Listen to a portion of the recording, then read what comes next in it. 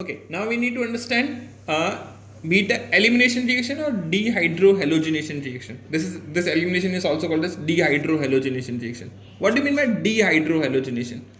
It means removal. So removal of hydrogen and halogen. It means dehydrohalogenation. Okay. Now this reaction is also called as beta elimination reaction. Beta elimination reaction. What do you mean by beta elimination? Because in this reaction we are going to remove hydrogen from the beta carbon. We are going to remove hydrogen from the beta carbon. That side is also called as beta elimination reaction. What happens in this reaction? Okay, halogen alkene, that is RX, converts into the respective alkene compound. Okay? By end of this reaction, you will realize that halogen containing compounds are converting into the double bonded compound alkenes. This very simple reaction. What we will do is, say for example, if I take bromoethane, okay? Bromoethane means CH3 CH2 Br, reacts with the KOH in ethanolic medium. This medium plays an important role.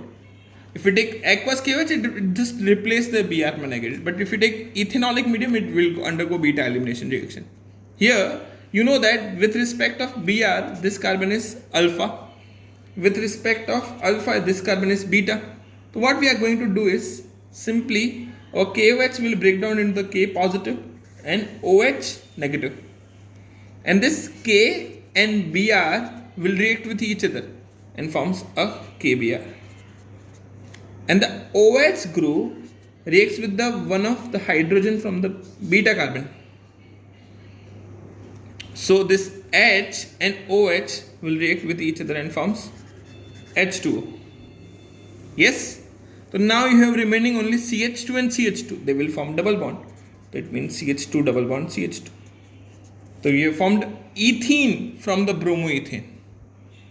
That side is called as beta elimination reaction. So let us understand with another example. Okay, say for example, if I take CH3 CH3, this is called as 2-chloropropane. If this 2-chloropropane undergoes beta elimination reaction, so you know that this is your alpha carbon, these two are beta carbons. Again, if it reacts with the KOH in ethanolic medium,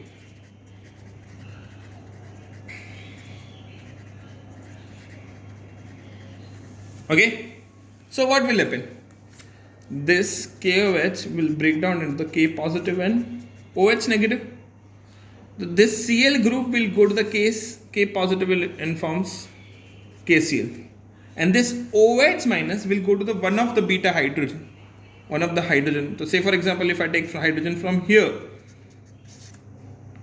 Okay? So this hydrogen and OH forms H2O here with each other. And as a result, what you will get? You will get CH2 double bond, CH2, CH and CH3.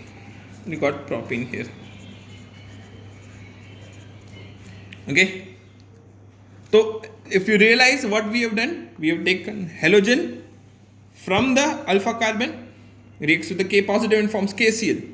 If you take beta hydrogen from the beta carbon, forms H2O and you got propene. You got example. If I take the one more example and you will understand more.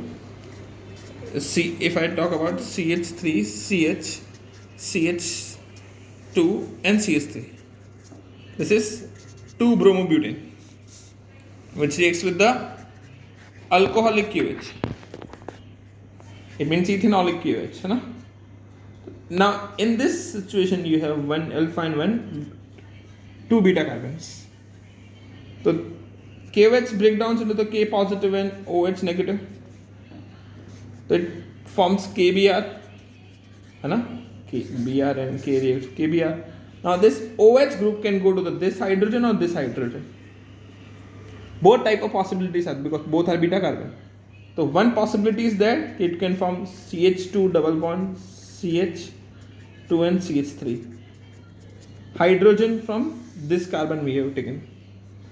Or one of the possibilities, if I take the hydrogen from here, it will form CH3 CH double bond CH CH3.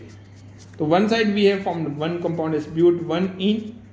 On another side we have formed the compound but 2-ene. What do you think, which compound is more stable out of but 1 and but 2-ene?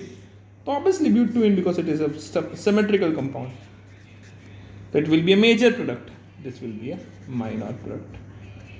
Okay. So this thing you need to realize. If when you have a 2 beta carbons, then there will be a 2 possibilities of products. Okay. Thank you.